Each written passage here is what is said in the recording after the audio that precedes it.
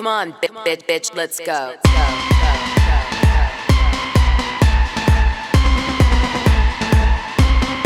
Come on, get ready, bitches.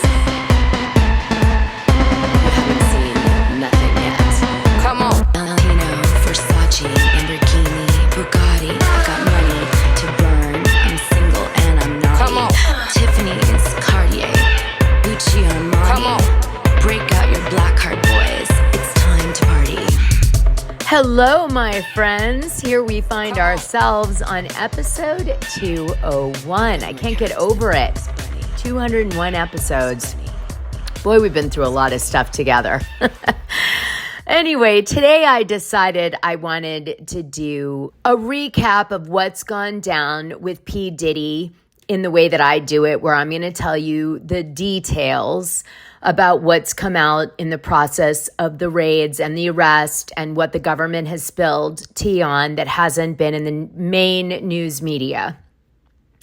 And then I want to talk about how this is going to impact Beyonce and Jay-Z.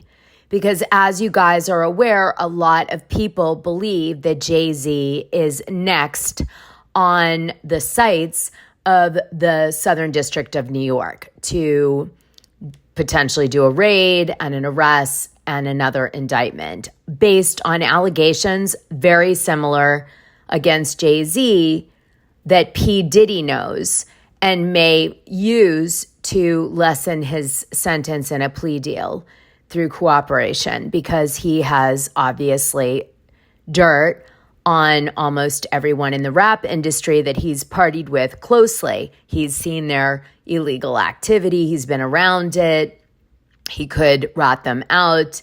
But more importantly, he was pretty tight with Jay-Z for a while, and there's a lot of scandals that have been alleged similar to Diddy around Jay-Z. And adding to that, the rumors that about 6 months to a year ago, Beyonce started the process of living separately from Jay-Z and trying to kind of position her brand, I guess, so that it could function without Jay-Z, because she thought there might be something coming down the pipe when Diddy's houses got raided, either because there might be some camera footage or something that might have implicated Jay-Z and other people, by the way, which the prosecutor's office seems to imply in their news conference. I'll play it for you in a minute. But in addition to that, that also Diddy is aware of probably Jay-Z's situations that have come up over the years, and that he might actually turn Jay-Z in order to get a sentence lowered, or even immunity if he could take out enough people to help the government. Although in his case, I think after the Cassie tape in that hotel came out, he's going to serve some time. But, will he do Weinstein time of 20 years? I guess that'll depend on the information that he can provide the prosecutor's office about other people's wrongdoing that may be high profile, that's also very interesting to them. So on today's show, I'm going to share some sound bites of different allegations that have been made about Jay-Z relative to Diddy and what's happening with him right now. And we're going to get into this because this has gone out of the realm of impossibility and conspiracy theory and just be a scandal to be sensationalized and into the realm of this could really be happening, where Beyonce's like, oh shit, I need to distance myself from Jay-Z. I need to maybe secretly divorce him so that if he gets arrested, I won't get implicated and my whole world won't blow up, including my brand, over him and his indiscretions over the years and bad things. Because remember, Jay-Z was a drug dealer when he became a rapper. And then from there, he became this kind of iconic superstar. So I just feel like now is a great time to have this conversation alongside the true crime aspect of Diddy's indictment and, trial and plea deal and whatever else is down the pipe for him. As you guys know, it came out that he was denied bail. He had asked to give more money. He had said that he wouldn't see women, although the allegations against Diddy didn't just involve women. They involved men too, okay? Because there was 8 lawsuits of different type of drugging, rape, sex assault, some sort of trafficking or being forced in return for career advancement to do sexual things for Diddy or his peers, all looming in the civil court system in different jurisdictions against him when this indictment happens. So the big question is, did Diddy and Jay-Z help each other to hide their crimes over the years or to exert this kind of toxic extortion? And it is the next conversation that needs to happen. Now, to get you into this subject matter, before I get into some of the details around the indictment and then, of course, the allegations against Jay-Z over the years that mirror Diddy's, I want to first play some sound bites for you to draw you in, as I like to do. So let's first start with what 50 Cent had to say a few months ago about Jay-Z and Beyonce's relationship. See, 50 Cent thinks that it's really just a financial partnership, that, they utilize each other's power to sort of get Grammys and things like that. And in fact, he's even gone as far as to say that Jay-Z tried to get him so he wouldn't be able to perform at the Super Bowl, but then Eminem stepped in and said, if 50 doesn't perform, then I won't perform. And so that made the Super Bowl people at MTV or whoever was running that show at that year, rethink it and say, no, Jay-Z, although we appreciate you don't like 50 Cent, we would like to have him perform because Eminem wants it. And he's our lead performer this particular year. So a pushback, but it shows really clearly how people can use their power to hurt people in this industry. So let me just play this first to get you guys going. This is 50 Cent talking about Beyonce and Jay-Z's relationship, pretty recent, but still in the parameters of when all of this stuff is happening with Diddy. But what I've heard about them as a couple is that they've been living separate lives for a very long time.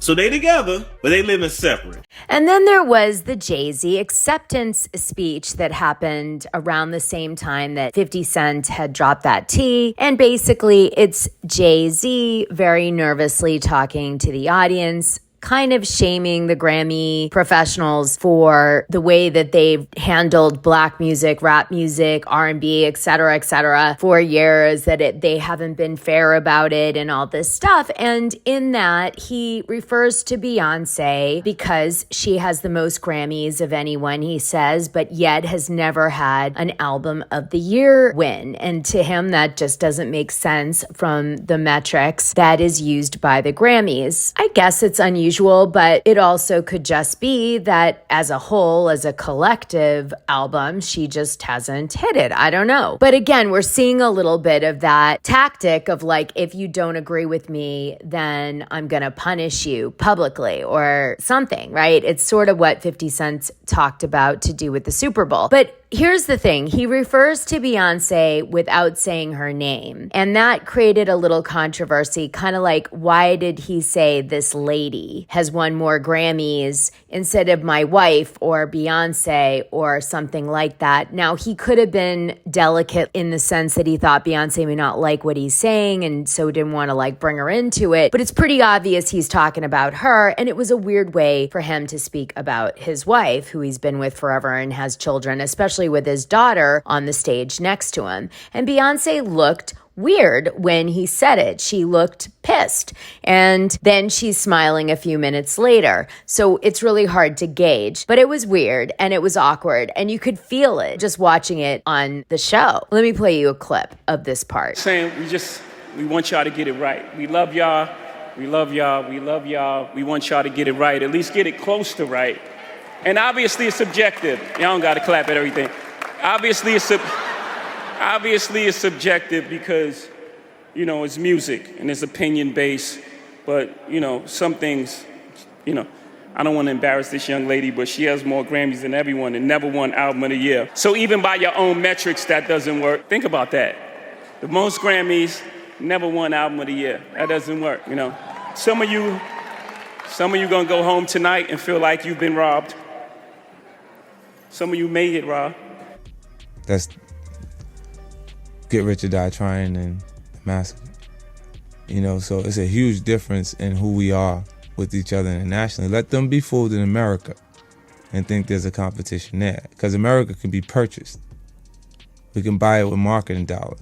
Then there's this whole issue with Jay-Z's God complex that really rubbed 50 the wrong way. In the 2009 Rolling Stone interview, 50 was quoted saying he has a king complex. He thinks he's effing Jesus. This Jehovah. In that same interview, 50 also accused Jay of betraying his former Rockefeller artist, Beanie Siegel, saying, I think Jay was saying Rock La Familia, we family, it's the Rockefeller gang, and then using traditional business tactics. He didn't have their interests in mind. He was just doing what he had to do for himself. But here's the kicker. It's not just 50 Cent throwing shade at Jay-Z for climbing to the top by stepping on a ton of people. Beyonce's rumored former bodyguard, Uncle Ron, went viral on TikTok with claims that Jay and Beyonce destroyed many artists over the years. And he also alleged that the Carters' marriage is a very expensive business arrangement and nothing else. And then Beyonce's bodyguard spoke out, Uncle Ron, and said that both Beyonce and Jay-Z were really not in a real relationship anymore. It was, again, a financial enterprise. And he said that they had hurt a lot of artists over the years to get to where they were at the top. I know so much about you and what you've done. I know so much on how you got where you are. How you stepped on many people. Beyonce, how you guys ended Carrie Hilson's career because she said something about you. That's how hateful you guys are.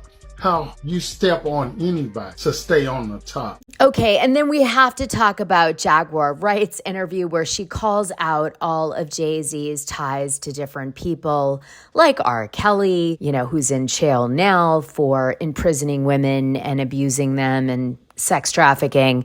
And she also talks about people who have died or have been destroyed career-wise because it would benefit Jay-Z. Let me play it for you. Now, given Jaguar Wright does struggle with addiction issues, but I think her stories from this time period are pretty solid and they generally pan out. Big L was who put Jay-Z on. And then Big L died, and then the next thing you know, Jay-Z. And then, you know, he starts clienteling with Tupac and clienteling with Biggie and doing songs with Biggie and building a working camaraderie with Diddy. Like I said, Biggie died, Tupac died, and then there was the fight between who was the top rapper now, Nas and Jay-Z, and then the next thing you know, Nas has a nervous breakdown and he's taken out of the game, and it's all Jay-Z. And he was working with R. Kelly, and they were making so many records together. You know, they made all those records together. They both fucked Aaliyah. They shared so much in common, you know? And then Aaliyah died. Is it really a conspiracy if the same person keeps benefiting off the same kind of tragedy over and over and over again? So you heard Wright mention Aaliyah. Yes, there's tons of discussion around her and Jay-Z. For example, was she really 20 when she started to be pursued by Jay-Z, or was she much younger? Damon Dash said he was mainly with Aaliyah, but Aaliyah felt pressured in some ways to appease Jay-Z at that time, and that he was pursuing her really aggressively. And then, of course, Aaliyah dies in this plane crash where there was some really strange happenings. For example, she didn't want to get on the plane because she felt like it was unsafe. And as she was leaving this music video that they decided to do in a new location, and there's witness testimony that they forced her to take some sort of pill to kind of relax her and make her sleepy. And then that's how they got her on the plane. And then, of course, the plane crashes due to negligence from the plane company because they have too much luggage on the plane. But it's just very strange because it centers around a music video shoot that other people were controlling. And so there's that. And then there's what Reggie Wright said regarding Jay-Z and underage girls in the 90s. Aaliyah was a little young. That's why I always laugh at, we all know what R. Kelly did to Aaliyah and how he had her at a young age. A person that gets neglected, and I know in the 90s was different. A lot of older guys mess with the girls that were under 17 years of age. Now we're a little more educated because of the talk shows with Oprah that we went through and Dr. Phil and stuff like that. Even Ricky Lake and all of that. We realized that it wasn't so cool messing with the underage young ladies. I never had an attraction for someone younger. I always looked and had an attraction for older women, so I probably didn't have that problem. But then everybody that I fucked with did. Everybody. All of them. No names mentioned yet. But I'm going to expose somebody that we all forget about. Y'all see this picture of Jay-Z with Aaliyah when she was underage? Y'all forgot about Jay, huh? We only know about Damon Dash messing with Aaliyah and R. Kelly. But that ain't the only one that Jay had when she was underage. Y'all remember Fox Brown and Jay? Ain't no woman like the one I got. No one could love you bad. Foxy was young then as well. And so all of these guys and the underage young ladies was running rapid in the 90s. And so that's all I remember. That's all I think about, with the DeBarge and Janet Jackson situation. Well, that's a lot, isn't it? Isn't it? Now, he talks about how these officials in Mexico and the Bahamas were easy to bribe to do whatever you wanted. And he kind of oversimplifies Aaliyah's death situation because obviously he wasn't there, but he talks about it from the perspective of how you could bribe officials to do pretty much whatever you wanted. And I thought that was interesting. For the full scoop, join the Dishing Drama Dana Patreon. The link is in this audio description. It's only $6 a month and you'll get the best information and tea about the things you care about and even the things you don't know you care about. What are you waiting for?